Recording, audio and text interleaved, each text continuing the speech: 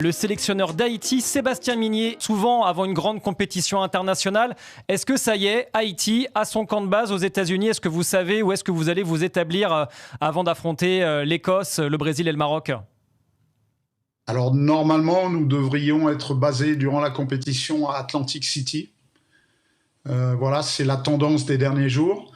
La différence peut-être par rapport à des nations comme la France qui peut se permettre de choisir son camp de base hors ceux proposés par la FIFA, parce que les moyens financiers ne sont pas les mêmes. Nous, évidemment, on est soumis aux propositions de la FIFA et voilà. Donc, a priori, ce sera Atlantic City. Et certainement que le début de ma préparation, on est encore en discussion. Tout va dépendre des matchs amicaux. On est en discussion avec quelques nations, donc je vais pas en parler aujourd'hui, mais ça devrait se régler dans les jours qui viennent. Donc il est possible qu'on se prépare aux États-Unis en tout cas, mais peut-être au début, pendant les jours des matchs amicaux, peut-être sur un autre lieu que Atlantic City. C'est à confirmer dans les jours qui viennent. D'accord. Et par rapport à Atlantic City, le camp de base potentiel, du coup, qu'est-ce qui te plaît dans ce camp de base? Qu'est-ce qui est important pour toi dans ce camp de base, ou en tout cas dans le camp de base que vous aurez pour préparer cette Coupe du Monde et la vivre du mieux possible? Alors, attention, là, les standings internationaux dédiés à une Coupe du Monde sont de toute manière bons. Donc, ça sera très bon. Au niveau de l'accueil, j'ai aucun souci là-dessus. Pour moi, la principale problématique, où que ce soit quand on va à Toronto, là par exemple dans quelques jours, c'est d'avoir un terrain à proximité de l'hôtel, de manière à ce que, au niveau logistique, au niveau des transports, on passe de moins de temps possible dans les transports. Même si de temps en temps c'est bien pour couper les journées, mais pas au-delà d'une vingtaine de minutes, parce que après c'est du temps de prise sur la préparation invisible et notamment tous les aspects de récupération. Voilà, donc à partir du moment où il y a un terrain de qualité à proximité, on aura après tous les outils nécessaires. On n'aura pas d'excuses en tout cas à ce niveau-là. Sébastien, tu parlais de moyens financiers, évidemment incomparables avec l'équipe de France qui a choisi le Four Seasons carrément à Boston pour se préparer. En termes de, toi tu le disais, c'est ta 10e sélection. Est-ce que tu as été convaincu? J'imagine que c'est pas l'argent qui t'a convaincu d'aller en Haïti. Est-ce qu'on est bien payé quand on est sélectionneur d'Haïti, par exemple? Et puis est-ce que vous avez d'ailleurs eu une prime de qualification à la Coupe du Monde? Les Français y ont eu droit, par exemple. Écoute, là-dessus, le sélectionneur que je suis et le staff sont alignés avec des proportions différentes par rapport à ce que peuvent avoir les joueurs et les joueurs sont en discussion actuellement. Je me mets un petit peu en retrait par rapport à ça. Sont en discussion avec les membres de la fédération, mais franchement, il n'y a pas de litige depuis ma venue à ce niveau-là. Je rappelle aussi que la fédération est sous la tutelle de la FIFA, donc ça garantit certaines choses. Après, généralement, il y a le respect de ce qui est promis, que ce soit aux joueurs ou au staff. On n'a aucun souci à ce niveau-là. Voilà. Alors évidemment, c'est pas financièrement parlant le meilleur contrat de ma vie, mais quand on a accepté cette mission, il y avait d'autres intérêts, et notamment celui de mener à bien cette mission qui était de qualifier l'équipe pour la Coupe du Monde. Et beaucoup m'ont pris pour un fou, mais je sentais qu'il y avait une opportunité folle. Les États-Unis, le Canada et le Mexique co-organisaient la Coupe du Monde, prenaient 3 places d'office. Il en restait minimum 3 pour des nations dans la zone CONCACAF. Après avoir scouté cette équipe, je sentais qu'il y avait un potentiel. Je connais mes qualités et mes défauts aussi. Je sentais que je pouvais peut-être amener une énergie pour entretenir une dynamique suffisante pour me qualifier. Je pense que ça a bien matché entre tous. Et voilà, aujourd'hui on y est, après 52 ans d'absence. Donc l'intérêt principal de cette mission et de ce contrat a été de pouvoir aller en Coupe du Monde et de réussir un joli coup sportif, on va dire. On voit d'ailleurs le deuxième tour et le troisième tour, donc deuxième du groupe C, donc au deuxième tour derrière Curaçao, et ensuite au troisième tour, vous avez devancé des nations quand même comme Honduras et le Costa Rica qui ont déjà participé à des Coupes du Monde. Ouais, juste Sébastien, tu as été nommé le 8 mars 2024, ton contrat dure combien de temps? Est-ce qu'il y a des possibilités de prolonger suivant les résultats que vous allez faire à la Coupe du Monde? Alors j'avais un contrat qui stipulait qu'en cas de qualification à la Coupe du Monde, il était automatiquement prolongé jusqu'à la Coupe du Monde. Donc voilà, le contrat est en cours. Maintenant, ça veut tout dire et rien dire dans notre milieu actuellement. Voilà, ce qui est important, c'est de performer dans le prochain match. Et mes prochains matchs sont les deux qui arrivent sur les dates FIFA du mois de mars. Canada et Tunisie et Islande. Voilà, la Tunisie et l'Islande, ouais. Ça se passe à Toronto et il y aura d'ailleurs du monde, il y aura des supporters. Alors, allons-y, on part de la qualification d'Haïti. Lolo, déjà, Haïti dans le foot mondial, ça représente quoi? Haïti, c'est vrai que ça parle peut-être pas à grand monde, mais pourtant, Sébastien l'évoquait, il y a un passif en Coupe du Monde déjà, en 74. Haïti faisait partie de cette compétition, avec déjà un groupe très très compliqué à l'époque, mais c'est vrai que Pologne, Italie et Argentine, je crois, ouais. C'était un peu à chaque participation tu prends le gratin, hein. C'est pas facile, mais effectivement c'est une équipe qui comptait notamment dans les années 70 et qui a réussi justement pendant cette phase qualificative à devancer, tu le disais Jay, des mastodontes quand même de la région comme le Costa Rica et Honduras. C'est ce que je voulais demander à Sébastien. Quel est du coup ton plus beau souvenir de ce parcours qui est quand même assez dingue et qui a permis de ramener les Grenadiers en Coupe du Monde 52 ans après? Évidemment, les secondes qui ont suivi la qualification, ça a été une décharge émotionnelle énorme puisqu'on avait quasi rempli notre mission, on avait remporté le dernier match, mais on était aussi soumis aux résultats de Honduras-Costa Rica. Non, c'était Costa Rica-Honduras. Voilà, et il y avait un petit décalage. Il y avait eu une expulsion, je crois, pour le Costa Rica. Donc, il fallait qu'ils tiennent quelques secondes. Nous, on avait fini, on était au milieu du terrain en attente. Donc, effectivement, la délivrance, au moment où on apprend que ça y est, on ne sera même pas barragiste, mais qualifié d'office en tant que leader de la poule, c'était un grand moment de satisfaction parce que, comme je le disais précédemment, beaucoup m'ont pris pour un fou quand j'ai accepté cette mission, même dans mon entourage.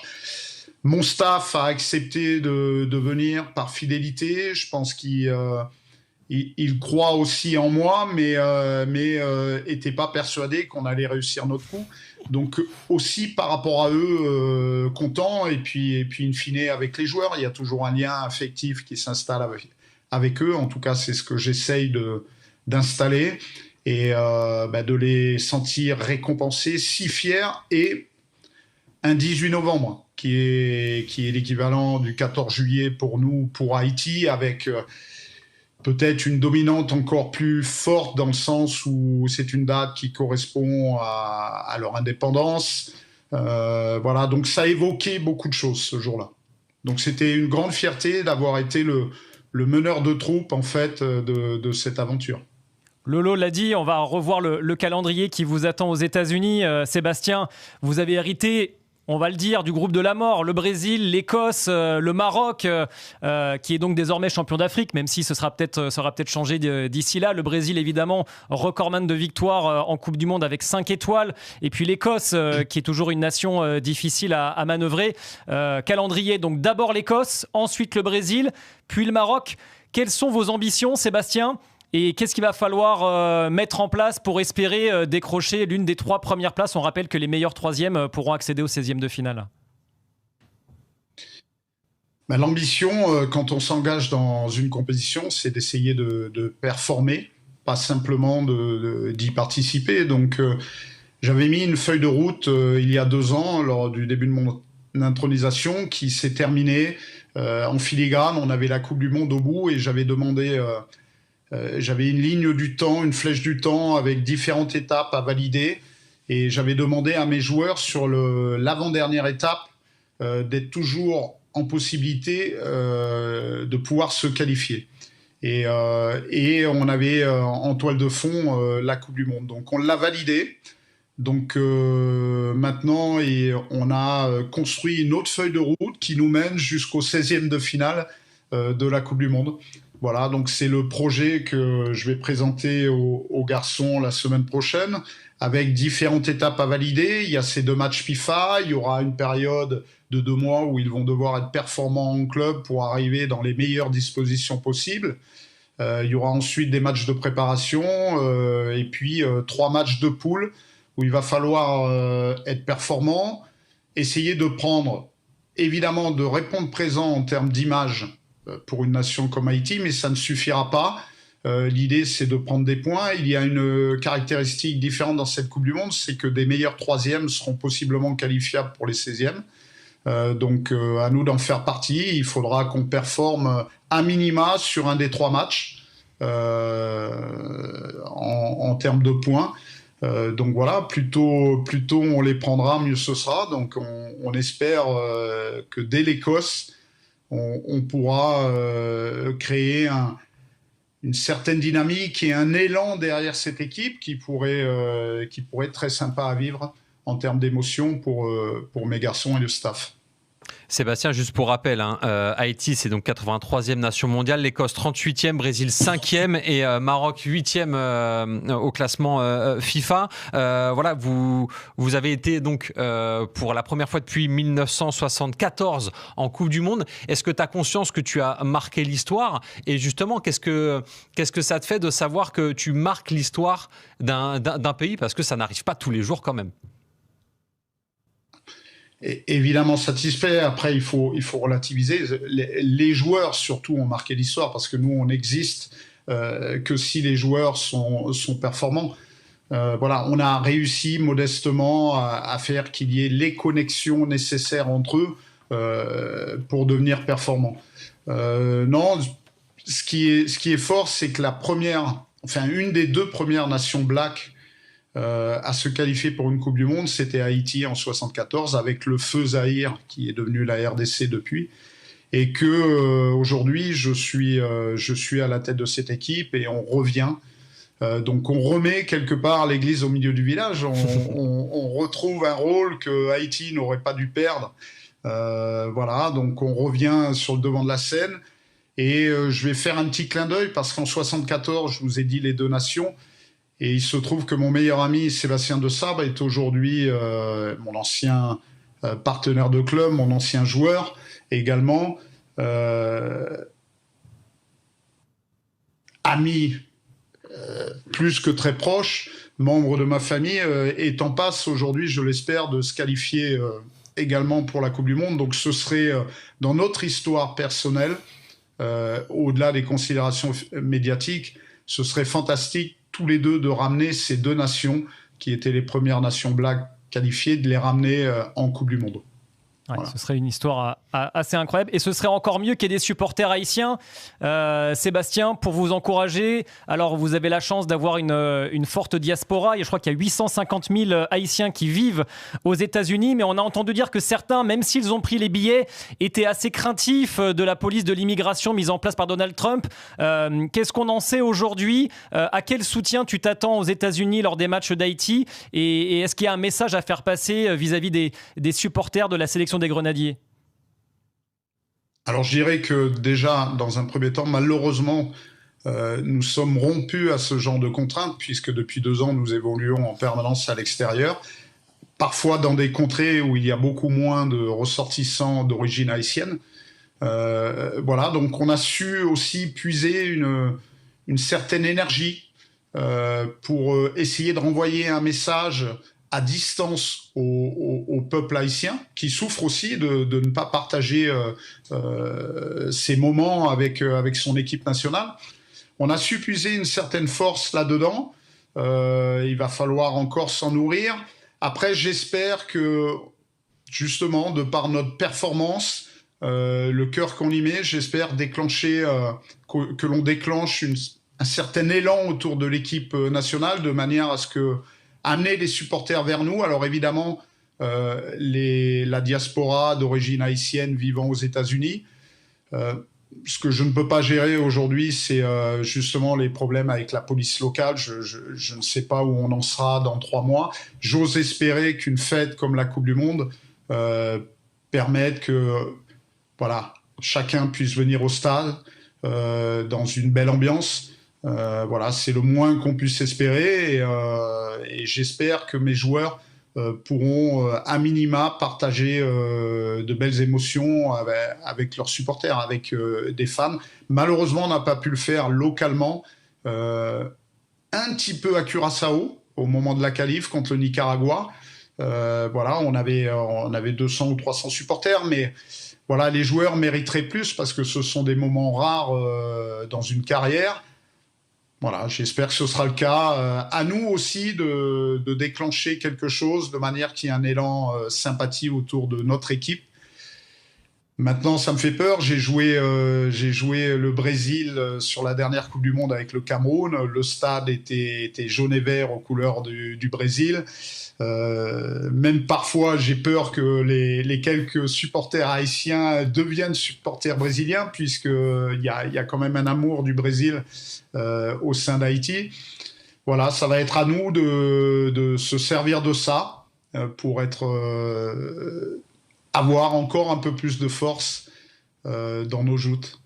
Parlons des joueurs peut-être justement sur lesquels tu vas pouvoir t'appuyer, parce que quand on a préparé l'émission avec Loïc et avec Rémi, on s'est dit mais elle est pas mal cette équipe d'Haïti, il y a des joueurs vraiment intéressants, Rémi. On s'est permis surtout d'y inclure tout de suite dans le 11 de départ Wilson Isidore que tu viens tout juste d'appeler. On voit que vous évoluez en 4-2-3-1 avec une défense pour le coup très habituelle avec Delcroix, Adé en défense centrale, Lacroix à gauche, Arquis à droite. C'est surtout, on va dire, sur l'aspect offensif que ça peut évoluer, puisque Bellegarde, tu le fais jouer en numéro 10, même si pour le coup il peut jouer quasiment à tous les postes au milieu et voire à tous les postes offensifs. On s'est permis de mettre Wilson Isidore à gauche, Franzi Pierrot est ton numéro 9 bien sûr, il y a Casimir aussi, le joueur de la JOCR à droite. Voilà, est-ce que c'est à cette équipe que pourrait ressembler ton 11 de départ pour cette Coupe du Monde ou c'est encore trop tôt?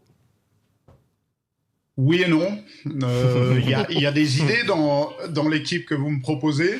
Voilà, mais à chaque match suffit sa peine. Il y a les caractéristiques de l'adversaire également à prendre en compte, les plans tactiques que l'on définit, la forme du moment. Là, par exemple, dans cette équipe, Nazon n'y est pas. C'est le meilleur buteur de l'équipe depuis deux saisons que je suis à la tête de la sélection. Voilà, je ne vois pas J.K. Duverne qui a été quasi titulaire de toutes les rencontres quand il était en mesure d'être aligné, disponible, non blessé.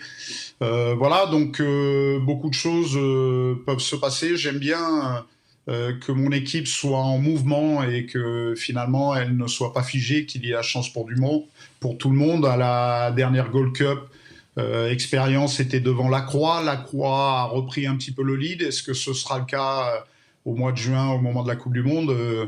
Je ne sais pas. Bellegarde a joué quelques matchs un peu plus défensifs quand je jouais avec 2 attaquants. Voilà, il y a plein de points d'interrogation encore. Voilà, on s'est dit que Sébastien, on s'est dit avec Rémi, on va mettre Bellegarde en numéro 10, on va enlever un attaquant parce que c'est vrai qu'à la Coupe du Monde, a priori, tu pars face à des sélections qui sont au-dessus. Donc on s'est dit qu'il y avait peut-être matière à mettre Bellegarde un peu plus haut sur le terrain. Mais évidemment, c'est ton regard. On s'est surtout dit qu'on n'était pas à ta place et donc pas sélectionneur. Donc c'est toi qui fais l'équipe, c'est pas nous. Après, il y a une chose dans une sélection, dans toutes les équipes en général, et c'est aussi l'évolution du football d'aujourd'hui. On a le droit à 5 changements en cours de rencontre. Donc ça, il faut en tenir compte. Ça peut avoir aussi un impact sur les compétitions. Donc il n'y a pas de remplaçant de titulaire dans mon équipe. Il y a un 11 de départ et ensuite il y a des finishers. Alors c'est le terme à la mode que j'ai un peu piqué à nos amis rugbyman.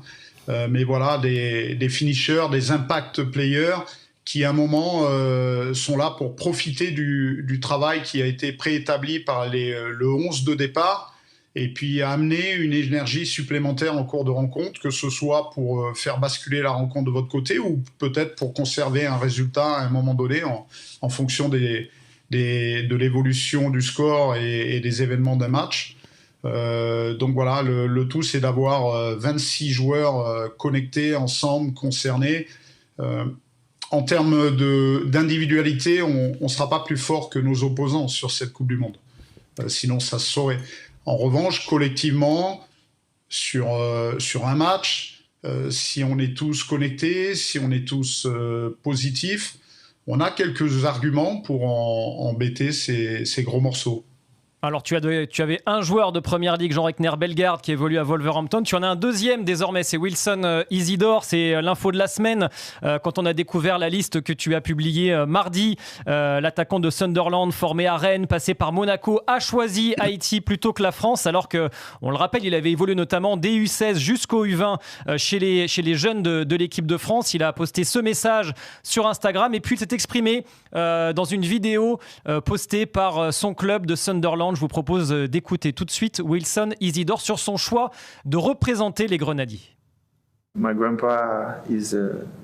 grand-père est haïtien, mon père aussi est né à Haïti. J'ai un lien profond avec le pays, même si je suis français. À un moment, il fallait faire un choix difficile. C'est comme choisir entre mon père et ma mère. Et je suis très content d'avoir pris cette décision. Je savais qu'il y avait l'opportunité d'aller à la Coupe du Monde. Ça m'a aussi poussé à dire oui à la sélection de Haïti. Ça faisait longtemps qu'on discutait. J'ai été plus ou moins décidé selon la période. Mais la Coupe du Monde a convaincu tout le monde de faire le meilleur choix et j'espère qu'avec cette compétition, on va construire l'avenir. Voilà, Wilson Isidore. Alors, on a envie de savoir, du coup, Sébastien, depuis combien de temps vous discutiez et comment tu as réussi à convaincre Wilson Isidore de jouer pour les Grenadiers ? Au-delà du cas Wilson, c'est que depuis mon intronisation, j'ai évidemment fait le point sur tous les binationaux qui pourraient possiblement nous rejoindre. On prend des contacts, on essaye de les convaincre par rapport au projet que l'on met en place. C'est toujours difficile pour les binationaux parce que certains taxeront par exemple Wilson d'être un opportuniste et de venir une fois qu'on est qualifié. Mais il faut comprendre, chacun a sa propre culture, ses propres objectifs, ses propres pressions, qu'elles soient familiales, au niveau du club, au niveau parfois des agents. Il y a des choix de carrière à prendre. Certains ont été plus faciles à convaincre. Il m'a fallu... J.K. Duverne était au premier rassemblement en Guyane. Ça a été très facile pour lui. Ça a été plus long pour Casimir, pour Bellegarde, qui sont venus en cours de qualification. Et puis Wilson, c'était pas encore le moment. J'étais en contact très proche avec son agent. Et puis à un moment donné, via aussi la fédération, qui a fait les efforts nécessaires pour essayer de convaincre définitivement les Bellegarde ou Isidore de nous rejoindre. Par exemple, sur les moyens de transport pour nous rejoindre et pour rejoindre ensuite leur club de manière à ce qu'il y ait le moins de fatigue possible. C'était parfois un inconvénient majeur pour Haïti. Aujourd'hui, les garçons voyagent dans de bonnes conditions. La fédération a accepté également de me suivre sur le fait d'installer un staff médical compétent qui permette aux joueurs aussi d'être assurés à ce niveau-là. Donc voilà, Wilson s'est dirigé récemment vers nous pour nous rejoindre. Maintenant, il va venir avec beaucoup d'humilité. Je rappelle que j'ai un socle d'équipe qui a qualifié cette équipe et ce n'est pas rien et ça reste historique. Voilà, donc lui, il va venir comme une brique pour essayer d'augmenter les fondations de notre socle et essayer de faire qu'on ait le meilleur, le plus joli bâtiment possible, mais ce sera qu'une brique parmi tant d'autres. Voilà. et il va falloir qu'il se fonde également sur l'état d'esprit mis par tous les autres. J'ai pas trop d'appréhension sur les premiers contacts que j'ai eus avec, ça va le faire, et puis après, ça va être à lui sur le terrain de montrer ses qualités, et Dieu sait s'il en a, et puis la relation avec les autres se fera naturellement, et il trouvera tranquillement sa place au sein de notre effectif. Maintenant, attention, c'est pas parce qu'on a un passif sur une sélection comme l'équipe de France, c'est pas parce qu'on joue en première ligue que l'on est performant immédiatement en équipe nationale. Voilà, il y a des habitudes à prendre. Pour Jean-Rickner Bellegarde, il lui a fallu quelques rencontres. Il est venu sur un autre continent. C'est pas le même climat, parfois des terrains différents, un environnement différent, une routine dans l'organisation aussi différente. Donc voilà, il y aura un momentum pour prendre ses marques. On ne va pas lui demander de tout changer au départ, plutôt de suivre ce que l'on a mis en place depuis quelques mois. Et puis voilà, j'espère qu'il va nous apporter, en tout cas, une nouvelle fraîcheur et de nouvelles possibilités pour le sélectionneur que je suis. Sébastien, tu parlais de Brick. Il y a peut-être un pour qui le ciment est encore un peu trop frais, c'est Odsonne-Édouard. On sait que il pouvait potentiellement rejoindre la sélection d'Haïti. Est-ce que, vu qu'il n'a pas été appelé pour ce mois de mars, puisqu'il réalise une bonne saison avec Lens, notamment 11 buts et 3 passes décisives en 25 matchs, est-ce que il y a encore une possibilité de le voir avec l'équipe d'Haïti? Où en sont les discussions? Qu'est-ce que tu peux nous dire au sujet d'Odsonne-Édouard? On ne peut jamais dire jamais, mais ce que je voulais dire, c'est qu'évidemment, les qualités du joueur ne sont pas mises en doute. Aujourd'hui, il y a aussi, pour des raisons pratiques, pour gagner du temps, pour entretenir ma dynamique de groupe, je souhaitais que s'il y ait des nouvelles têtes, elles soient, si possible, présentes au mois de mars. Ça nous laissait le temps de prendre des repères et de gagner du temps. Voilà. À partir du moment où il n'est pas là au mois de mars, je vous laisse faire les supputations possibles. Mais aujourd'hui, on avance avec les garçons qui sont ici présents. Je pense que Odsonne doit aussi attendre avec impatience la liste Didier Deschamps. Peut-être qu'elle est déjà sortie ou elle va sortir dans les minutes qui suivent. Dans 7 minutes. Voilà. Donc on verra. Mais il ne faut pas que le choix de venir à Haïti soit un choix par défaut. Il faut qu'à un moment donné, le joueur soit convaincu à 150%. J'ai d'ailleurs apprécié, nous étions en contact avancé, nous avions eu leur accord depuis quelques mois, des frères Cédé, qui sont des internationaux espoirs norvégiens évoluant à Rosenborg. Et puis la semaine dernière, les garçons m'ont appelé en me disant qu'ils ne se sentaient pas... parce que je leur avais bien fait comprendre que s'ils venaient, il fallait qu'ils soient convaincus à 150% de leur choix. C'était pas un choix par défaut, parce que aussi à Haïti, la sélection représente une forme de patrimoine national, donc on peut pas galvauder ça. C'est pas possible. Et les garçons, très honnêtement, m'ont dit: on va décevoir notre père, on va vous décevoir également, mais c'est pas encore le moment. Voilà, donc je leur ai bien fait comprendre que pour la Coupe du Monde, ça allait être compliqué. On verra en septembre, il y aura d'autres compétitions. On verra ce qui se passe à ce moment-là. Mais voilà, là, on est focus avec les garçons présents et éligibles. Ça va nous décevoir avec mon Rémi, parce que nous, on suit beaucoup le national et on suit aussi Versailles avec Shelton Guillaume. Mais bon, tu as l'air de dire que si c'est fermé pour mars, c'est fermé pour la suite aussi, pour lui alors. Je vous dis, rien n'est jamais définitif en foot. Il peut se passer plein de choses. Il nous restera 2 mois et demi à l'issue de ce rassemblement. Donc il peut y avoir des blessures, des méformes. Le cas de certains joueurs, je prends l'exemple de Dukens, qui est aujourd'hui malheureusement sans possibilité de pouvoir pratiquer son activité, Dukens Nazon, puisque par rapport aux événements qui ont lieu en Iran. Voilà, Shelton est un garçon que l'on suit.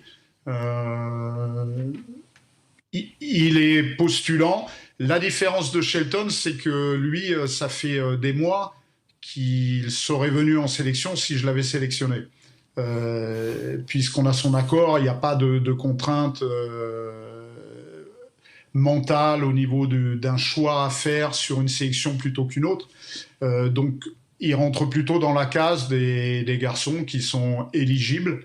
Aujourd'hui, un choix a été fait d'avoir de la fidélité au sein de ma structure offensive de l'équipe. Et c'est le dernier rassemblement où je pouvais les revoir. Et puis l'ajout d'Isidore.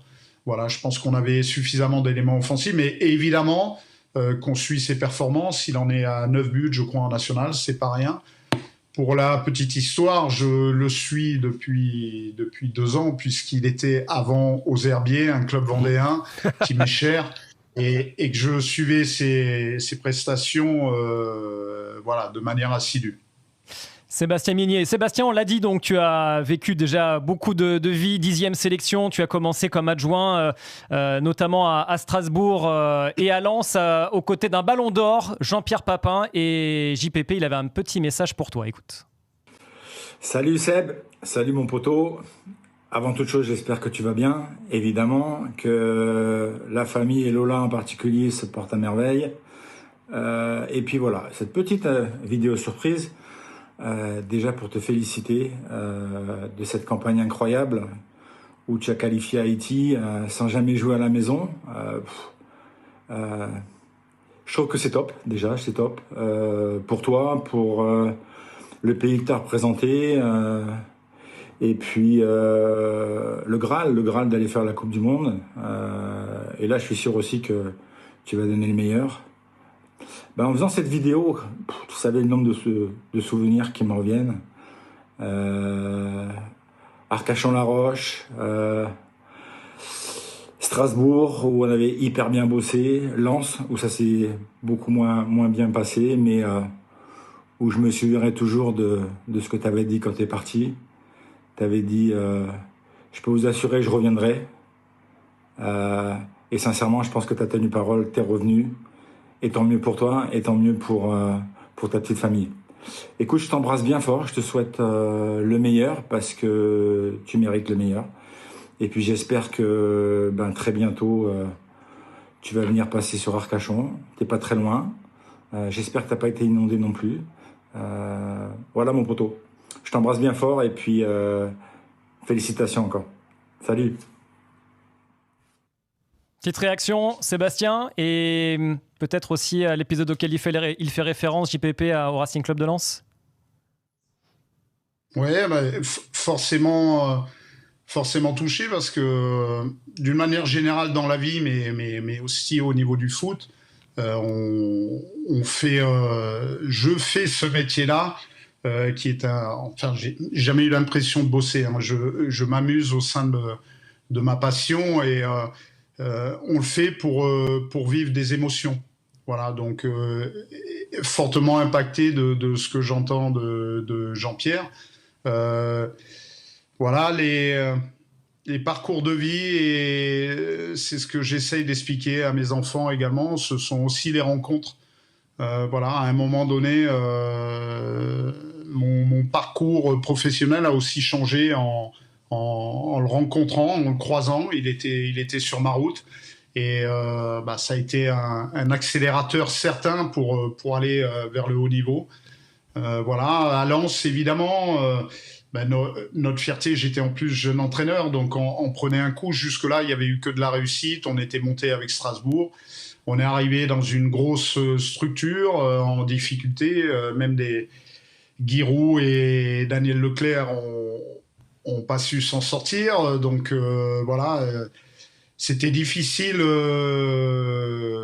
d'avoir un premier échec sportif, et il fallait faire preuve derrière de résilience, et on se nourrit de ça aussi pour avoir l'envie de revenir et montrer ce dont on est capable.